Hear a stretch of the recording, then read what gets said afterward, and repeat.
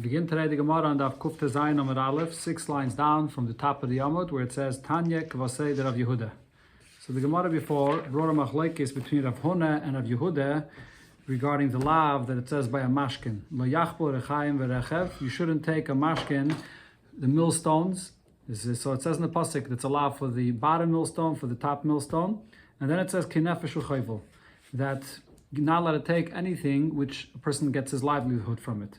Now, according to Rav Huna, this at the end of the pasuk, nefesh uchayvul, is an additional lav that you're going to be over if you take any of the millstones. You're over for taking them, and also what it says in the end of the pasuk, nefesh uchayvul. But according to Rav Yehuda, nefesh uchayvul goes on anything else that you make a livelihood from, that you're not allowed to take. But when you take the rechaim and rechev, those two things the Torah specifies, you're only going to be over one lav for the top millstone and another lav for the bottom millstone. So the Gemara here brings from a braisa like Rav Yehuda. So according to Rashi, the Gemara here is going to bring two braises, and only from both braises together do we have a raya to what Rav Yehuda says. Tanya Kvasei de Rav Yehuda choval zug shlosa parim, a person that took as a mashkin scissors. So this is two blades, and each blade could be used separately, and he took both blades, which are put together as the scissors. Vitzemet shel paris, and a group of cows, that both of them are used together to plow or to whatever they do together. Chayev shtayim. So these are things that are used for a person's livelihood. So if you take them, you're going to be chayev malchus twice, just like by you chayev twice malchus. Okay, so now zeh ba'atzmai v'zeh ba'atzmai. If you take each one separately, ein chayev ela achas, you're going to be chayev only one. So each blade could be used separately. Each cow could be used separately. So if you take both of them, you're going to be chayav for each one another malchus. Now, when you learn this brayso alone, the pshat over here would be that you're not over on the lav where it says rechaim verechev. Rechaim verechev, that's speaking specifically about millstones. But you're over on what it says afterwards in the pasuk nefesh uchayvul, that you're not allowed to take something which is a person's livelihood. So you took two things, two blades or two cows, so you're going to be over twice. Okay, so far we don't have yet a raya to what Rav Yehuda said regarding when you take millstones that you only over twice, you're not over a third time for what it says nefesh uchayvul. Now, v'tanya, in another brayse it says choval zug shlosa parim. If you took a mashkin, the scissors, the two blades of the scissors, v'tzemet shel paris, and two cows, yochel lo yeh chayev elachas. I would think you only chayev once. Talmud loymar. So here, this brayse says, I learn it out from what it says regarding the millstones, lo yachbo rechayim verechev. Don't take the bottom millstone and the top millstone. Ma rechayim verechev, just like by the two millstones, shehem yochodim shnei kelim, that they are unique in the fact that it's something which is made up of two separate parts, the top and the bottom. V'oisen melocha achas, and it does one work together, it grinds together, and but v'chayev v'zeh b'fnei atzmai, v'zeh b'fnei atzmai, you chayev twice for each one separately. Av kol dvarim shehein shnei kelim yuchadim v'oisim malacha achas. So too, anything that is made up of two, like by the scissors, it's made up of two blades, and now it's being used together. Or the cows that are two, and it's being used together to plow. Chayev v'zeh b'fnei atzmai, v'zeh b'fnei atzmai. You chayev each one separately. So over here in this brayse you see that you chayev for rechaim v'rechev only twice. That's what it says. Rechev v'rechaim is yuchadim shnei kelim, and you chayev twice. And the brayse is comparing this to what it says by the two blades of the scissors. So just like we see in the previous brayse regarding the two blades of scissors, it clearly says that you only chayev twice. So now when it compares rechaim v'rechev and saying that the two blades of scissors and rechaim v'rechev are the same thing, so from here I see, like what Rav Yehuda said, that when you take two millstones, you only chayev twice. Not like Rav Huna that said you're going to be chayev also a third time for what it says in the end of the pasuk nefesh uchayvul. There was an individual, he took as a mashkin a butcher's knife from his friend. Also, he came to Abaya, Malay, so Abaya says to him, Zila hadre, go give him back this mashkin. Because this is a utensil, it's a knife that's used for food. You're not allowed to take nefesh uchayvul. And then v'ta kum b'dina Allah. Then go to Bezdin and demand from him, pay for the loan, and you'll have to prove that he owes you the money. If you can prove it, then you'll be able to collect the loan from him. Rava says about the last point, you don't have to go to Bezdin and prove with Eidim that he owes you this money. Because since you had this knife in your hands, he has a mashkin. So now you had the option to say that the knife is mine. There were no Eidim, Rashi says, that saw that you took the knife from him. So now the mashkin, the knife is in your possession. When something is in a person's possession, the klal always is, by metal talim, whatever you have in your hands, you're a muhsik. You have a chazaka by it being in your possession. So you can just claim that I bought it. So therefore, the value of this mashkin, of this knife that's in his hands, since he could have claimed migu, he could have claimed that he bought it, he's believed to also say that you owe me the money, the value of what this knife is. Abaye, so the Gemara asks on this, and Abaye, Lesle ahi svara. Does Abaye not agree to this svara, this idea that Rava here said, that you have this migu? Ma'ishno, why is it any different? Mahano izi da'achli chushla. From the story where there was goats that ate from barley. There was peeled barley that goats ate from it. Ben Ardor, in the city of Nardar. So the owner of the barley came, and he grabbed hold of these goats. The katan tuve. And he claimed that there was a lot of barley eaten here that the owner of the goats owes him. And the father Shmuel said about this, that the one that has the goats now in his possession, nobody saw that he grabbed them, so he has now the goats. So therefore he has the ability to claim that the goats are his, he bought it. So up to the value of the goats, he can claim that it ate this barley here. So you see that you say this migu, that since he could have said that the goats are mine, he's believed to say that it ate barley of that value. So we should say the same thing over here regarding this mashkin, the knife, the butcher's knife that he had. Okay, so the Gemara says, Hossam, it's different. Because over there, lav midi da'avda lo'ishal laguri. These goats is not something which is usually borrowed or rented. So therefore, this is something that if you find in a person's possession, then he can claim that he bought it. That's a chazakah. But when it comes to the butcher's knife, since this is something which you can borrow usually or you rent it, so therefore the fact that it's in your possession is no raya that you can't say that you bought it, because it's possible the reason why you have it is because you rented it or you borrowed it. So you don't have this migu that you could have said that you bought it. There's a big discussion here in the Rishonim about this migu. There's a few things here. You see a chiddush in this migu. Number one, it looks like l'chayra a migu l'haitzi. We're leading this person with a migu to be maitzi mammon. Usually the klal is that you don't use migu to be maitzi mammon from anyone. Okay, but the Rishonim say it's not considered to be a migu l'haitzi since you have the knife or the goats in your possession right now. Another thing also is that there's a Rabbeinu Yaini here that says that there's always a question about migu. If the tiny you could have said is a ha'azeh, if it takes a very big chutzpah to say, then there's no migu. Over here, for a person to come and say, if I was a liar, I could have said that I bought these goats from you, or I bought this knife from you, and it's a lie. It's a very big chutzpah to say that. So from here, he says, from our Gemara, you see that migu the ha'azeh works. The only time migu the ha'azeh doesn't work is if you want to pati yourself from a shvuah.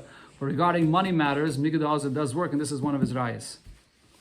Okay, so the Gemara here brings the source of this distinction, whether it's an object that is not usually borrowed or rented, or an object that is. When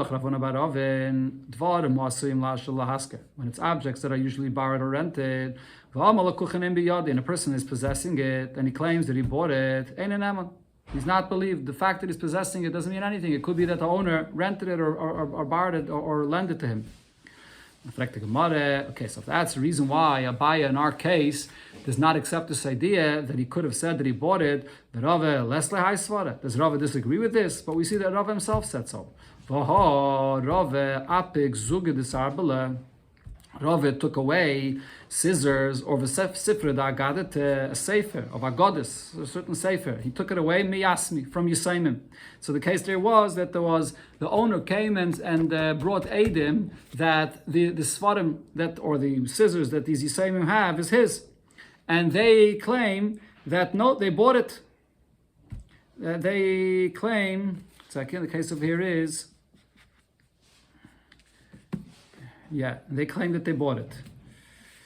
Second, again, the case over here, Afilim Yasmi, is that the owner brought Eidim that this was theirs, and they lent it to their father. That's the story over there.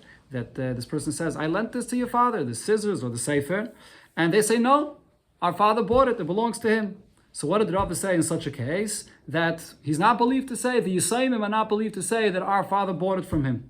They don't know, but they're not believed to say maybe our father bought it. Why not? Because because this is something which is usually rented or borrowed. So in such a case, you can't say that the father bought it. And so Rashi here explains that usually the halacha by Yisayimim is that if there's anything that the father himself could have claimed, it's that even though the Yisayimim don't know, but the Bezdin will come and claim that for the Yisayimim. So if in fact the father could have said that I bought this, so then the Bezdin would have claimed that for the Yisayimim. Why doesn't Bezdin claim that? The answer is because Rava holds the same point as Abai said before, that if it's something which is usually rented or borrowed, you don't have the right to claim that you bought it, because you have to prove that. Maybe it was only rented or borrowed. So if so, why over here regarding this knife, this butcher's knife, does Rava say that the person is believed to say up to the value of this knife that he borrowed, that the money is owed to him, if he's not believed to say that he bought it? Rava answers you, hi Nami, this butcher's knife we're talking about here as well, since it's something that if you use it, you can blemish it. Kopti inchi, people are actually very particular with this butcher's knife, and they don't lend it out. So therefore this is something that's not ever lent out, and therefore when you have it, you can claim you bought it, so you do have a migu here, and therefore up to that amount he's believed to say that there's a loan here. Hadron, aloch, ha-mekabel. We shall return to you the 9th Peirik of Masechta Bava Metzia, Peirik ha-mekabel. Okay, we begin, Be'ez Hashem Yisbarach, the 10th and the final Peirik of the Masechta, Abayis Valiyah. This Masechta will be discussing, this Peirik that is, we'll be discussing halachas of a renter within a house, or also really partners in a house. A lot of the halachas that we're going to discuss over here is also going to be the subject of Masechta Bava Basra that we'll learn in Mitzvah Shem, which discusses halachas of partners. So you have a house with a second floor that's owned by partners. So let's say it's like Rashi says, for example, brothers that inherited this house together, and one got the bottom floor and the other one got the top floor. Shenaflu, now the house collapsed. So now the materials that you have here, the stones or the wood, shneim chalkim beitzim bavonim ubalfar. So they split the wood or the stones or the earth that there is from the house that collapsed. Now over here, with the stones that collapsed or the bricks that collapsed, so you have some that are in good condition, they're full, the whole, and there's others that are broken. V'royim, so now we have to assess and see elo avonim hoasuyas leishtaber, which of the stones probably broke. In other words, we have to figure out who are we giving the broken stones to, and who are we giving, or the broken bricks, and who are we giving the whole ones to. So we have to assess which ones probably broke. Now Rashi explains, you see how the house fell. If the house collapsed from within, from the bottom, that it like crumbled apart, so then what happened is the bottom stones crumbled apart, and the top stones just like fell in its place. So then the one from the bottom floor gets the broken stones, and the one from the top floor gets the whole stones. But if what happened is some kind of hurricane came in and blew it over, something hit it and fell over, so the bottom stones are going to be whole, and the top stones are going to be broken from the impact when it fell. That's what you have to assess. Another halacha, if any of them comes and claims, he says, I recognize my stones, and these are my whole stones, he takes his whole stones, and this goes on the account, on the calculation of what he takes against what the other person takes. The Gemara will explain whether the other one also takes whole stones against him or only broken stones. Okay, just to clarify, in the beginning of the Mishnah, the Reish of the Mishnah, when it says chalkim, so Rashi says chalkim doesn't necessarily mean half and half. Chalkim means you have to see the percentage of who had what amount of the house. If the bottom floor was 10 feet tall and the top floor was only 8 feet, or whatever it is, so then the bottom floor gets more of a percent of it. The chalkim means according to the amount that each one owned. Okay, but now in the beginning of the Mishnah there were two parts. First the Mishnah said you divide it, and then the Mishnah said you have to assess how it fell when it comes to seeing who you give the whole stones to or the broken stones to. So the Gemara asks, since the Mishnah says you can see, you could assess how it fell. So that means that over here you can figure out how it fell. Did it fall because it collapsed from within, meaning it crumbled apart, and that means that the bottom floor, his stones are broken. Or it fell with some impact, some bang, and therefore it's the top stones that fell far and they broke. But if that's the case, why in the beginning of the Mishnah does it just simply say that you divide it between them equally? Nechzi, let's assess whether it fell with a bang, so then that means that the stones from the top floor broke, or if it crumbled from within, that means that the stones from the bottom floor are broken. Answers the Gemara, the Reisha is a different case. The halach of the Reisha is only needed in the case of the Nafal Balelia. It fell at night and we can't see how it fell. We can't assess. The Gemara, why not? Let's see in the morning where the stones are and what if it like crumbled down in one place or it fell down far. And says the Gemara, the Paninu, it was in the morning. It was already swept away into one place and you can't assess. Let's see who's the one that swept it. Let's ask him. And says the Gemara, the Paninu b'nei Rishus Harabim, people from the Rishus Harabim came and swept it, and v'ozlam, and they left. So there's nobody to ask what the conditions were when it fell. I'm going to ask another question on what the halacha that the Mishnah says chalke, and that we divided between the two of them. But why? V'lechzi b'rishos the man yasvan. Let's see in whose possession these stones are sitting. And then the halacha is another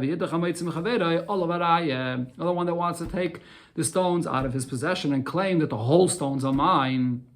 He should have to bring a raya for this. That's always the halacha of chazakah. And here you see that includes even in a case where it just happened to fall in one person's property.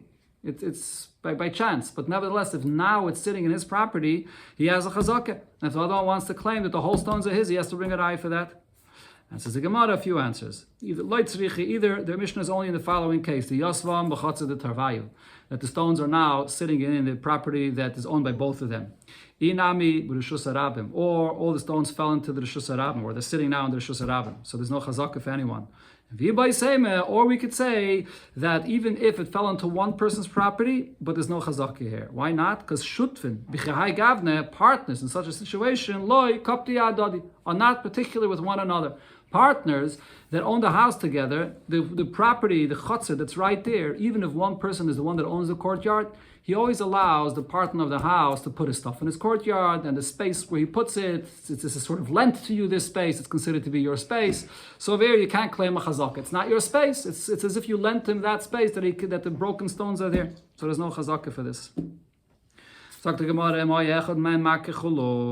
If one of them recognizes his stones, he takes it. So the question is, what's the Mishnah here saying? What is the other person saying? You're saying, I recognize these are my whole stones. And what does the other person say? If the other person says, yeah, true, those are yours. Then pshita, obviously you take, there's no argument about this. If he's not saying yes, the other person is saying, no, those are my stones. So then each one is claiming it's his. So why is the Mishnah saying that if you recognize, you take, the other person says, no, it's not yours? Hello, so then it must be, what's the case of the Mishnah? The other person is saying, Eini Yedeya, I don't know. So this is the case of a bari b'shema. One saying it's definitely mine, the other saying I don't know. So since you're the bari, you can take it even out of his possession. If so, if so, this refutes the halacha that Rav Nachman said regarding the halacha of bari and shema, as we had earlier in the Masechta. The Itmar, we learned the following machlokes. When a person claims from his friend, you owe me $100. And he answers, I don't know. Bari and shema. Because you don't know, you chayiv to pay. That would fit with the point that we're saying here. The one that doesn't know, it loses the whole stones that the other person says is definitely mine. However, Rav Nachman and Yechanan say potter. Even though you're saying only I don't know, but you still potter. Why? Because it's in his possession. If he has a chazak over it, you want to be mitzi mammon from him, so you're going to have to say a tainis body. So over here as well, in order for you to be able to take these stones, since it's a suffix, you're going to have to say the tainis body is not enough. You have to have a clear raya that it belongs to you. Okay, answers the Gemara, Keda Omer Rav Nachman. So the answer over here is, like Rav Nachman said, that this is a Gemara already gave this answer before on Daf Tzadik Zayin when the Gemara brought this up. So over there regarding that Mishnah, it was also a clear Mishnah that said bari b'shema, that bari is stronger. So over there Rav Nachman explained the reason why over there bari is stronger. Kagayin sheyesh eisek shvur b'neiim, that it's a case where there's an obligation to swear and they can't actually swear. There's an obligation to swear and you can't. In such a case, you're going to be chayiv to pay. Hachanami here as well. What's the story? That there's an obligation to swear here and you can't swear, and that's the reason why the one that says I recognize these stones and it's definitely mine, he's going to be able to take it. Now, what is the case here? What is the case where there's an obligation to swear but you can't swear? As Rava said, and the Dama Rava, if you claim from your friend $100, and this person answers, no, that I only owe you 50. So he's a Bava Metzia, so he has to swear. But Vasha, regarding the remainder, he says, I don't remember what happened. I don't know if I owe it to you or not. So now, the moment he's Bava Metzia, he's Chayav Shvua. But because he's not denying the other half, so just saying any day, you can't swear for any day. So mitoich she'eni yachal lishava yishalim. The rule is when you're chayav a shvua, but you can't actually swear. If you're not swearing, you have to pay. So here as well, that's the case of this Mishnah. That this person is saying, I know for a fact these stones is mine. And the other person is saying, 50% of it, I agree with you. So he's chayav a shvua. Now the other 50% he says, I don't know. So because he's saying I don't know, so therefore the one that says, I know for sure it's mine, gets the whole thing. You have to pay. That's the rule. But otherwise, the halacha would be bari b'shema, lav bari yadif. Okay, Taisus over here addresses a question beniged to the Gemara, because the Gemara here is all discussing Rav Nachman's opinion.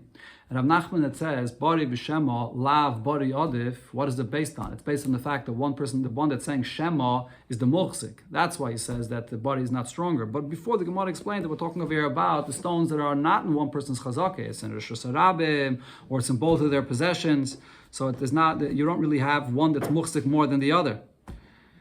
Okay, but the Taisa says it's still considered to be that he's a muhsik because over here the case is they're partners. So either way we know half of the stones are his and half of the stones are his. So therefore, not the chazak over here is not mitzad the fact that it's in his private property. Yeah, it's in the street, but since we know that half is his, if you're coming to claim that you have more of a value to this, that the whole stones are yours, so then you're taking out of the partnership that we know that it's a partnership, half and half. That's why the Gemara is asking this question here. Okay, so the Gemara weiter, it says, that if you recognize the stones, the whole stones that are yours, you take them, and that goes off the calculation of what the other will take. Now, exactly what does the other take? So, Rava thought to say that that it goes off the cheshbon, the other one will take against what you took, the whole stones that you took. He takes broken stones because you recognize the whole ones. He doesn't, so he takes broken ones against what you took. Now, what the Gemara says is, Alma, what we see from this is, Kivan Da'ame, any Yedeya, since the other person says, I don't know, Riyat so his tain is very weak, so he takes broken stones against your whole stones. But Abaye disagrees and says, no, Adarab, on the contrary, Ha Riyat this person that says, these are my whole stones, I recognize them, that actually puts him in a worse position. Why? Because Midahani Yoda, since he's saying, oh, these are the stones that I recognize, that are mine. That they're my whole stones. That means Tvei lo yada. Besides these, the other ones, he does not recognize them to be his. So Su Leslie. So from the other ones that he doesn't recognize, he shouldn't get. And the idach kulu de'eich ninu. And so the rest of them belongs to the other person. Because if you say, I only recognize these, so then adarabah, we should assume now that only the ones you recognize are yours. So the other ones should be able to take whole stones. So therefore Abaye says, true, when you say you recognize your stones, you're going to get whole stones that you recognize, but the other one against the whole stones that you're taking is also going to get whole stones. So the Gemara asks him that if that's the case, so then what is the Mishnah even saying this for? When it says that you recognize your stones so you can take your stones, well, you're not gaining anything by recognizing. You only recognize some of the stones, and the other one takes also whole stones against your whole stones. It's basically the same like we learned before in the Mishnah, cholkin. By recognizing you're not gaining anything. And says the Gemara, no, he is actually gaining. Either lemal b'ner revacha, either because the whole stones you're taking are wider stones or wider bricks, so you're getting better, bigger ones. Inami tina de mavde, or it's the cement that's better quality, it's smoother and better cement, and so you are getting better quality stones or bricks. That's what you gain by the fact that you recognize it, that we give it to him. And here we're talking about a renter, habayis v'aliyah, when you have a house on the second floor, and the person that is living in the bottom floor rents out the top floor to someone, if the floor of the top floor is ruined, it's the obligation of the landlord to fix this, and he doesn't want to fix it for him. So the one living, the renter on the top floor, can go and live downstairs with him until he fixes for him the floor. He has the obligation to fix the floor for him. Rabbi Yossi says the obligation to fix the floor is actually between them, both. The one at the bottom, in other words, the landlord, he's the one that has to provide the basic layer of the floor, the tikra. And then the one, the renter on the top, he has to then give the plaster to finish that floor. Finishing of the floor, that the renter has to provide. Okay, so now the Gemara discusses nifchasa bekama. When it says here that the floor got ruined, and then if you're not fixing it for him, he can come and say, I'm living downstairs. How much should it get? How much of the floor got ruined that he could say that? Rav Amar Beruba. Rav says only if most of the floor is ruined. Shmuel Amar Barba. Shmuel says even if just 4 tfachim of the floor got ruined, you can already go say you want to live downstairs with him. Rav Amar Beruba. Rav says only if most of the floor got ruined, but Avo Barba, if it's only 4 tfachim of the floor that got ruined, then you can't say you're moving down. Why? Because Adam Dar Chetzi Lamata v'Chetzi Lamayla. You can live upstairs, you can still live upstairs. There's one area, a small area where the floor is ruined, and therefore maybe you have furniture there or other kalim there that you can't keep in that spot. So that furniture or those kalim you'll put downstairs. You'll live upstairs, and some of your belongings will be downstairs. That's acceptable. You can't say I'm moving in with you downstairs. Shmuel Amar, however, Shmuel says Barba that even if it's 4 tfachim that the floor was ruined, then you can say I'm moving up. I'm going to live downstairs with you. Now that's not reasonable. You can't expect of a person that he's living upstairs, but he has some of his furniture downstairs. Okay, now the Gemara discusses in general what was the agreement here between the landlord and the renter. Hey Chidomi, what's the case here? If he told him, look, this is the floor, the top floor that I'm renting you, as is now, and the floor was then in good condition, so then Azda, the floor now is ruined. It's not. So of course in such a case you're gonna have to. So it's this person's mazel. As she says, if that's the case, you told him, look, this is the house that I'm giving you. This. So now if that floor gets ruined, it's the renter's bad mazel. Now, if the case over here is he tells him the agreement is that I'm going to give you a second floor to live on. He didn't say this one. If that's the case, so then it's not this one. I can't say it's his bad luck that it was a bad condition and therefore it got ruined. He said, I'm giving you a floor to live on, a second floor.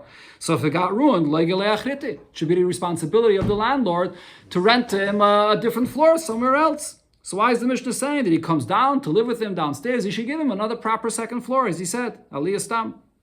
So Rava says, the case over is only in the following case. The landlord says, I'm giving you this top floor, Shani Maskalach, I'm renting to you, Kisalke Salik, as long as it stands, it's good, and you'll live there, Bahadar, with me, and V'chinoches Chuz Bahadar. And if it falls apart, if it gets ruined and you go down, you'll be able to live with me downstairs over here. That's what he told him. So it's pretty clear that he told him that until it lasts, you can live there, otherwise you come with me. In fact, the Gemara, if that's the case, what's the chiddush of the Mishnah that we say when the floor gets ruined that he goes downstairs? That's exactly what the agreement was. And Ravashi says, the landlord told him, Aliyazu she'al gabe bayizeh ani maskelach.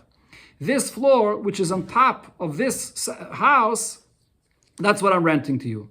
So in such a case, because he mentioned that this second floor is on top of this house, I say, shibit bayis la'aliyah. Why did he mention that? Why is he mentioning that the second floor is on top of the bottom floor? Because now the second floor is subjugated to supporting the top floor. And therefore, if the floor collapses, and now so now the one on the bottom floor, the landlord is going to have to provide for him. The bottom floor has to provide the support for the floor of the top floor. Where do we see this halacha? Amar Ravim Baravada Amar Rav Yitzchak. Ravim Baravada said this also in the name of Rav Yitzchak. Ma'aseh be'echad. There was an incident with a person. Shamal Chaveidai. He said to his friend, "Dalis sha'agabi farsik zeh ani moichelach." This vineyard, which is hanging over a peach tree, that's what I'm selling to you. Okay, so he didn't just simply tell him, I'm selling you this vineyard. He spelled out, I'm selling you this vineyard that's on this peach tree. Now the peach tree got uprooted. The story came in front of Rav Chiya. Rav Chiya said, as long as this vineyard is still alive, so if you said that I'm selling you the vineyard that's on the peach tree, even though you're really saying that you're selling the vineyard, but because you specified it's on the peach tree, so then you're going to have to provide that peach tree that the vineyard should have where to grow. Same thing with the house. If you specify the second floor on top of the first floor, so then if the floor breaks, you're going to have to provide from the second floor, and otherwise you can come and move down with you downstairs.